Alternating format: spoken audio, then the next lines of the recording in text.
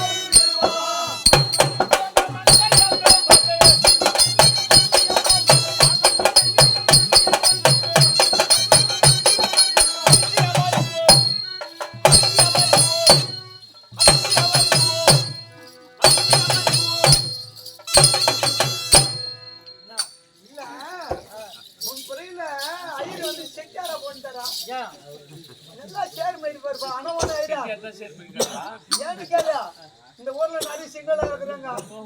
அதனால என்னன்னா இல்ல எல்லாம் டாக்டர் போய் அச்சாச்சு பாக்குறாங்க, சரியா மண்ணு கொட்ட மாட்டாங்க. அதான் நீ வந்து வச்சியா 4 சூளைக்கு மண்ணு மெரிப்ப ஒரு நாளைக்கு. ஆமா மெரிக்கிட்டு பாரு, நீ கேட்டு ஜாக்கியாவது மெரிப்பியா 4 சூளைக்கு கூட மண்ணு. ஆமா அப்ப நாளைக்கு கூட ஆயிட்டு முன்னா உண்டாமணி அந்த திரௌபதி என்று உரைத்தேனே. சரி, திரௌபதி ராஜ்யத்தில் பிறந்த திரௌபதி அவள் எட்டினம் வாழ்ந்தவள் தெரியுமோ? அவள் எப்படிப்பட்டவள் தெரியுமா? அதிகாலையில் உள்ள திசையில் சூரிய மூர்த்தியானவர் இந்த மண்ணுலகத்தை விட்டு விண்ணுலகத்திற்கு எழுந்து வருவார். எதற்காக? இந்த உலகத்திற்கெல்லாம் ஒளி தர வேண்டும் என்பதற்காக அதிகாலையில் எழுந்து வரக்கூடிய சூரிய நாராயண மூர்த்தி மண்ணுலகத்தை விட்டு விண்ணுலகத்துக்கு எழுந்து வரும்போது எப்படி இருக்கும்? ஆயிர கிரகணத்தோடு கர கர கரவென்று வெளியே புறப்பட்டு வருவார். சிவந்த நிறத்தோடு வெளியே வருகின்ற நேரம், அந்த நேரத்தில் மாந்துளிர் மீது அந்த ஒளிக்கதிரானது பட்டால், மாந்துளிர் மீது அந்த சூரிய ஒளியானது பட்டால் அந்த மாந்துளிர் எந்நிறமாக இருக்கும் தெரியுமோ? அது என்ன நிறம்? பொன்னிறமாக. பொன்னிறமாக தெரியும். பொன்னிறமாக எப்படி இருக்கிறதோ அத்தன்மை நிறம் வாய்ந்தவள் அந்த திரௌபதி. ராஜா பொன்னிறம் வாழ்ந்த திரௌபதி இந்த அந்தனா சென்று பாஞ்சால நாட்டில் பார்க்க வேண்டும். நானா செக்குவல என்ன போட்டு நவத்தி நடக்கிறேன். கண்ணு போய் அப்படின்னா என்ன இந்த ஆளுக்கு தான் ஊரா பொண்ணு தேடினாங்க. எனக்கு தங்க மாட்டேன் பொண்ணு ஒண்ணு கேட்டாரு. கட்சியில் பார்த்தா கட்சி கேட்டோம் கட்டியாந்து வச்சுக்கிறேன். அதே பொண்ணுன்னா நீ போய் தங்க மாட்டேங்குது. நீங்க நிறம் வாழ்ந்த திரௌபதியை இந்த அந்தனா சென்று வாஞ்சால நாட்டில் பார்க்க வேண்டும். அந்த கட்சியை சுற்றுப்பு இருந்தாலும் மத்தாடங்க பாரு இப்ப சொல்றதான் எப்படி இந்த அந்தனா சென்று அந்த திரௌபதியை பார்க்க வேண்டும். நீங்க ஆமா சரி, நீ அந்த அம்மாவை பார்த்து என்ன பண்ண போற? எதற்காக தெரியுமா? எதற்காக? அந்த திரௌபதிக்கு இன்று காலை பானு உதய திருமணம்டா. கல்யாணம். ஆமா அந்த அம்மாவுக்கு கல்யாணம் ஆனா ராஜராஜாக்கள் போவாங்க. அவங்க யாருன்னா கல்யாணம் பாப்பாங்க. நீ எதுக்கு போற? அடே ராஜராஜாக்கள் மன்ன மண்டலைகள் எல்லாம் வருவார்கள் திருமணத்தை பார்க்க. ஆமா அப்படி திருமணத்தை பார்க்க வந்தாலும் அக்கனா இல்லாம திருமணம் நடக்குமோ? அது காலம் இருந்தா தான் நடக்கும். காலம் இருக்காது. அந்தனா சென்று காயத்ரி மந்திரத்தை ஓதினால்தான் ஊருக்கு ஒரு காயத்ரி வச்சுக்கிறீங்களா நீங்க? காயத்ரி மந்திரம்டா, காயத்ரி மந்திரம்டா. வாயில தர்ப்பி போட்டு கொடுத்தேன்னு. எனக்கு இதெல்லாம் வராது. தர்ப்பி போட்டு கொடுத்தனா நாக்கு துளுரா இருக்கு, படி வார்த்தைலாம் வரும் உனக்கு. அப்புறம் உண்டாமணி அந்த திருமணத்திற்கு இந்த அந்தனா போக வேண்டும். திருமணத்தை பார்க்க போறீங்க? ஆமா. அதுக்கு நடக்குமான்னா எப்படி அது நடக்கும்? என்ன நடக்கும்? ஐயர் இல்லாத திருமணம் இல்லாமல் திருமணம் நடக்குமோ? எப்படி அது நடக்கும்? அந்தனா சென்று மந்திரத்தை ஓதி யாகத்தை வளர்த்தி மாங்கல்யத்தை எடுத்து கொடுத்தால் நாம் திருமணம் நடக்கும். மந்திரத்தை போக போறாங்க. ஆமா, எதுக்கு கேட்பண்ண? இந்த அந்தனா அதற்காக பாஞ்சால தேசம் செல்ல வேண்டும். அங்க சென்று ஆமா மந்திரம் சொல்லணும். மந்திரத்தை ஓதி அந்த பெண்ணை திருமணம் செய்ய வேண்டும். அந்த பெண்ணை திருமணம் செய்ய வேண்டும். யாரு செய்ய போ? இன்னும் அந்த பெண்ணை திருமணம் செய்ய வேண்டும். யார் செய்யறது? திருமணம் நீ செய்ய போறியா? நான் செய்யத்தில்ல. மந்திரத்தை ஓதி மாங்கல்யத்தை எடுத்து கொடுக்கணும். அப்படி சொல்லியானா திருமணம் செய்யாத. அப்படி சென்று சரி அங்கு திருமணம் நடக்கும். நடக்கும். திருமணத்தை நடத்த வேண்டும் நாம. நீங்க ஆமா அப்படி சொல்லி ஆயிரானே நடக்கும். இன்னும் நடத்தணும். இன்னும் அங்க யாரெல்லாம் வருவாங்க தெரியுமா? யார் வருவாங்க?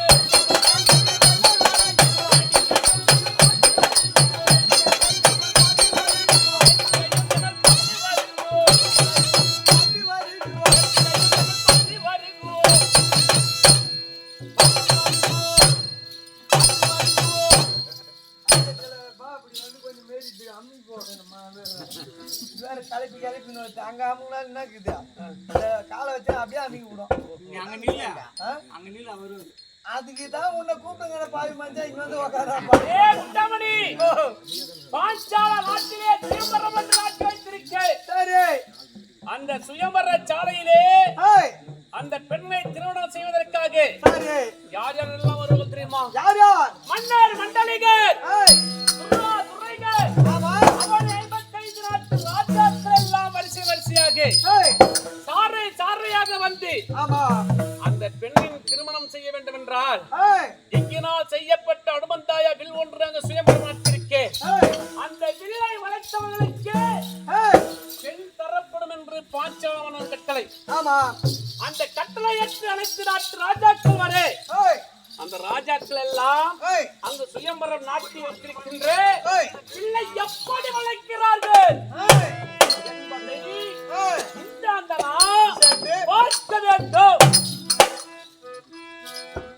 அங்க போய் அதுக்குதான் போல வேகமா போறேன்.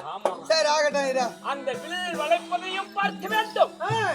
பிறகு திருமணத்தையும் நடத்த வேண்டும். பிறகு திருமணத்தை நடத்தி முடிக்க வேண்டும். நடத்தணும், நடத்தி முடிக்கணும். திருமணத்தை நடத்தணும். சரி வில்ல வளைக்கத்தை பார்க்கணும். திருமணத்தை முடிக்க வேண்டும். யார் முடிக்கிறா? திருமணம் முடிக்கிறா. அது யார் முடிக்கிறா? யாரு? அங்கேரு மந்திரம் ஓதுவா. நீங்க அங்கே போல மந்திரம் ஓதுவா. அதோட இரு மாங்கல் எடுத்து கொடுப்பா. திருமணத்தை முடிப்பா. ஆமா. வில்லை வளைத்தவர்களுக்கு பெண்ணு அங்க பெண் கொடுக்கப்படும். அதுக்காக வில்லை வளைத்தவருக்கு பெண்ணு திருமணம் முடிக்கப்படும். ஆமா. அப்படியே யார் வளைக்கிறார்கள் என்று பார்த்து அந்த திருமணத்தை நாம் முடிக்க வேண்டும்.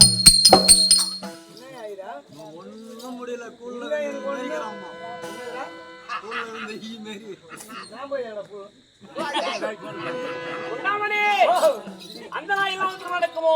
நடக்க முடியாது. மந்திரம் சொல்ல நீங்க தான் மந்திரம் சொல்லுவா. ஆமா. தாலி எடுத்து கொடுப்பா. ஆமா.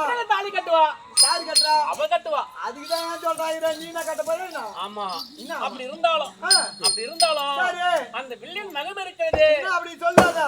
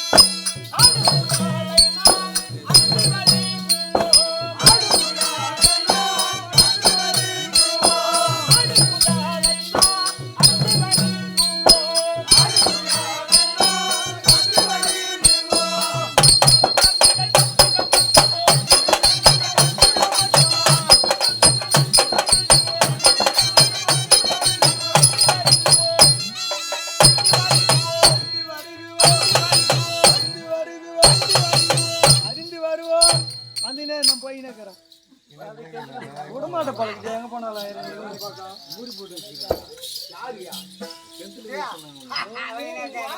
போட மாட்டாங்களா? என்ன பண்ணுவ? உண்டாமணி எப்படி என்ன பாக்கணும்? அங்க ஒரு செய்யப்பட்ட அனுமந்தாயா வில் ஒன்று இருக்கிறது. ஆமா. அந்த வில்லின் மகன் நோக்கி தெரியுமோ? எனக்கு தெரியும். எனக்கு தெரியும். உனக்கு? ஆமா. இங்க ஏன் அங்க போவே இல்லை? எப்படி உனக்கு தெரியும்? சாஸ்திரம் 64 தலைக்கான 96 தத்துவம். சரி. 108 இதிகாசம் இவை அனைத்தையும் கற்றுவந்தால் பெரியவர்கள். சரி. ஏதாவது எங்களுக்கு புலப்படவில்லை தென்படவில்லை என்றால் ஆமா இது என்னது? அதுவா? அத வயசுல நேரத்துல கேட்க முடியாது. என்ன? நீ தெரியாதா? என்னது? ராஜாதி என்னன்னு கேக்குற சொல்றேன்னா? சொல்லு. குளிச்சுனே இருப்பாங்க. முது தேய்ப்பாங்க. கை எட்டாது. அந்த நேரம் என்ன பண்ண சில பேர் துணி எடுத்து முறிக்கியா போட்டு தீச்சுக்குவாங்க. அந்த ஐக்கு தீத்துவாங்க. உங்களுக்கு என்ன ஒண்ணும் கிடையாது. அதனால என்ன பண்றது? கவுரு கூட மாட்டிக்கிட்டு குளிக்க சொல்ல கை எட்டாது இல்லையா? அந்த கவுத்தை பிடிச்சி தீர்த்திக்கிட்டு அதுக்கு வந்து கவுரு மாட்டிக்குது. அது என்னன்னு என்ன கேக்குற? ஓ குண்டாமணி 4 வேதம் 6 சாஸ்திரம் 64 அனைத்தையும் கற்றுவந்த நன்னூல் எங்களுக்கு ஏதாவது உடம்பு கவுத்தை போட்டு அவ்வளவுதான். என்ன தெரியுமா? எங்களுக்கு ஏதாவது ஞானத்தால் பார்க்க வேண்டும். வருங்காலம் சரிகாலம் நிகழ்காலம் எப்படி? வருங்காலம் சென்ற காலம் நடக்கக்கூடிய காலம் காலத்தையும் உணர்த்துவது இந்த நன்னூல். இந்த நன்னூலை பார்த்து தவறா பேசக்கூடாது. ஆமா, யாரும் தவறா பேசக்கூடாது. பேசணும் போயிட்டானா அப்படி இருந்தாலும் இப்படிப்பட்ட நன்னூல் அங்கு பாஞ்சால நாட்டில் என்ன நடக்கிறது என்று ஞானத்தால் அறிந்தோம். ஓஹோ, இங்க பாத்துக்கிறீங்க. ஆமா, எங்கு என்ன நடக்க இருக்கிறது என்பதும் எங்களுக்கு தெரியும். ஆகையால் அப்படி என்ன செய்ய தெரியுமா? என்ன செய்யலாம்? அந்த பாஞ்சால தேசத்தில் எக்கினால் செய்யப்பட்ட வில்லொன்று இருக்கு சொன்ன பாரு, அதன் மகிமை சொன்னால்தான் தெரியும். ஆமா ஆமா. எப்படி என்றால் எப்படி? அங்கு நாட்டில் இருக்கக்கூடிய எக்கினால் செய்யப்பட்ட அனுமந்தாயாவில் அது மகிமை எப்படி நிர்வகிப்பது என்று நிபந்தனை ஒண்ணு இருக்குது. அது என்னது? எப்படி தெரியுமா? எப்படி? அந்த எக்கினால் செய்யப்பட்ட வில் ஒன்று இருக்குது இல்லையா? அந்த வில்லுக்கு அடியில சந்தன கிண்ணத்தில் மஞ்சள் நீர் கொட்டி வைத்திருப்பா. ஆமா, சரி. மஞ்சள் நீர் கொட்டி வச்சிருப்பா. அந்த மஞ்சள் நீரை பார்த்தபடி மேலே அம்பு எய்யணும். மேல பார்த்து அம்பு ஏத்து கிடையாது. எதற்காக தெரியுமா? அந்த வில்லிலே அந்த எக்கினால் செய்யப்பட்ட அம்பிலே மேலே 7 சுழல் சக்கரம் ஆடிக்கொண்டிருக்கும். 7 சுழல் சக்கரம் சுழன்று கொண்டே இருக்கு. சரி. 8வதாக மச்சம் ஒன்று ஆடிக்கொண்டிருக்கும். வேண்டும். அதற்கு மேல ஆமா சரி அந்த மச்சத்தை அறுக்க வேண்டும். எப்படி அறுக்க வேண்டும்? கீழே சந்தனகிணத்தை பார்க்க வேண்டும். சந்தனகிணத்தில் மச்சமானது தெரிய வேண்டும். தெரியும். அப்படியே அந்த மச்சத்தை பார்த்து இந்த மச்சத்தை கீழே பார்த்து மேலே அம்பெய்ய வேண்டும். கீழே பார்த்தபடி. ஆமா சரி மேல் அம்பெய்தால் இந்த அம்பானது எப்படி போக வேண்டும்? எப்படி? 7 சுழல் சக்கரம் சுழன்று கொண்டிருக்கிறது. ஆமா அந்த ஆரத்தின் நடுவாக செல்ல வேண்டும். மத்தியிலே செல்ல வேண்டும். மேல மத்தியிலே மேலே சென்று 8வதாக ஆடிக்கொண்டிருக்கக்கூடிய மச்சத்தை அறுக்க வேண்டும். அந்த மச்சமானது அதே அம்பானது எந்த வழி செல்கிறதோ அதே வழியாக வந்து சந்தன கிண்ணத்தில் விட வேண்டும். மனுஷனே ஐயா இல்ல நீ மனுஷனா கேக்குறேன். எப்படி தெரிஞ்சா? எங்க ஊர்ல ஒருத்தன் ஒரு மூட்டை மீனை பிடிச்சி வாரிமாயா சொல்லியா சொல்லினா நீங்க 4 கிலோ மீனை கூட பிடிச்சாந்து கொடுத்துருப்பேன். இதுக்கு ஆசைப்பட்டுனே கஷ்டப்பட்டு சக்கரத்தை வையா விட்டு மேல இருக்கிற மீன் அத்து அதை கோயம்பு மீனை சாப்பிடத்தான் இப்ப வில்ல வளைக்கிறாங்க. அந்த மச்சத்தை இருக்கிறாங்களா? என்னத்துக்கு மீன் அத்து இப்ப நீ என்னத்துக்கு தண்ணியில போட்டு அதை போய் அலைக்கு போற? புத்தி எங்கடா போகுது? இப்ப நீ தான் தெரிஞ்சுக்கிறா சுத்தி அங்கதான் போக நீ. இதெல்லாம் எப்படியா இதே யோகனே நீ சொல்லியா? அந்த பெண்ணை திருமணம் செய்ய வேண்டும் என்றால் திரௌபதியை மணக்க வேண்டும் என்றால் இந்த வில்லின் மகிமை இப்படி மச்சத்தை அறுக்க வேண்டும். அந்த வில்லை எப்படி கட்டினா? ஆமா மேலே இருக்கக்கூடிய மச்சமானது 8வதாக ஆடிக்கொண்டிருக்கிற மச்சம் அருந்து வந்து சந்தன கிண்ணத்தில் விழுந்த பிறகு முன்புறமா இழுத்து கட்டக்கூடாது, பின்புறமாக இழுத்து கட்ட வேண்டும். அப்படி பின்புறமாக இழுத்து வில்லை வளைத்து அந்த வில்லை வளைத்தவருக்கு பாஞ்சால மன்னரின் மகள் திரௌபதியை தரப்படும். போட்டிலாம் வைக்கிறாங்க. இத கொண்டாந்து வச்சுக்கிறான் பாரு. சாதாரணமான பெண்ணா? இந்த ஆளுக்கு தான் கல்லு தூக்கி தான் பொண்ணு கட்டினாரா? திரௌபதி என்பவள் சாதாரண பெண்ணும் பெண்ணு கிடையாது. அந்த கல்லுக்கு தூக்குன கல்லு கூட செக்கர்ல அப்படியே கிடக்குதான். அவரு கதைக்கு போடுங்க நீ. எப்படியே அக்னியில் பிறந்த அக்னி செல்வியை மணக்க வேண்டும். பாஞ்சால மன்னனின் மகள் திரௌபதியை மணக்க வேண்டும் என்றால் இப்படிதான் வில்வளைத்து பின்புறமாக கட்ட வேண்டும்.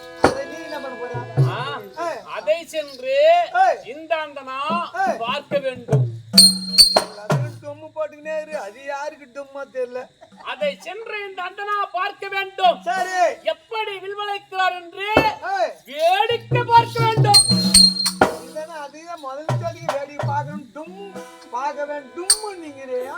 அப்படி அந்த வேடிக்கையை பார்த்தாலும் யார் வண்ணார் மண்டலிகள் எல்லாம் யார் யார் வந்து வில்லை வளைக்கிறார்கள் என்று வேடிக்கையை நாம் பார்த்தாலும் ஒரு நேத்திரத்திற்கு தெரியாமல் அங்கு போக வேண்டும்.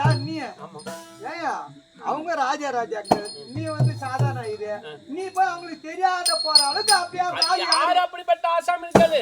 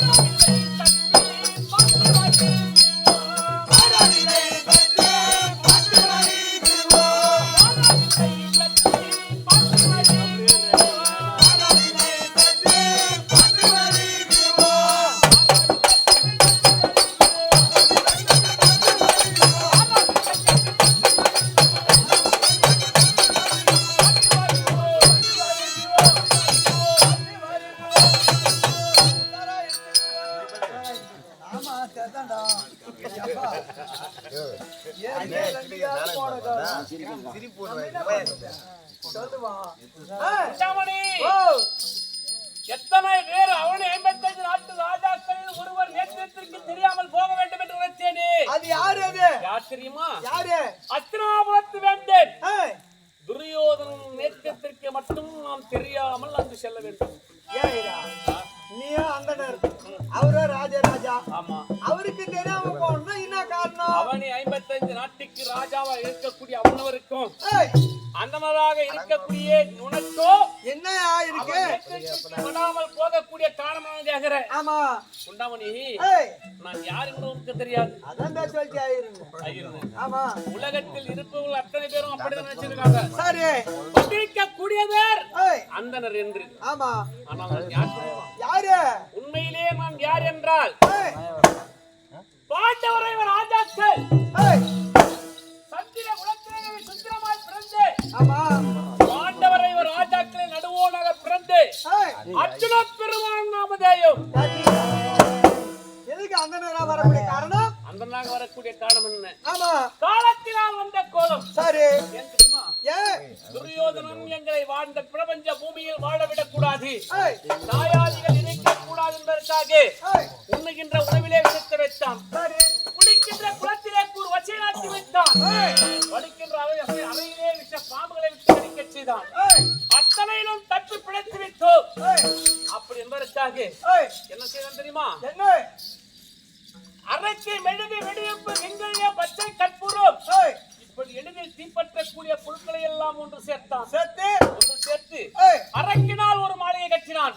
இதற்காக எத்தனை சூழ்ச்சிகள் செய்தாலும் மடிகவில்லை, மாளவில்லை. ஆகையால் இப்படி அரக்கினால் மாளிகை கட்டி உள்ளே குடிமுறை செய்து தீட்டு கொள்ள வேண்டும் என்று எத்தனைத்தான்.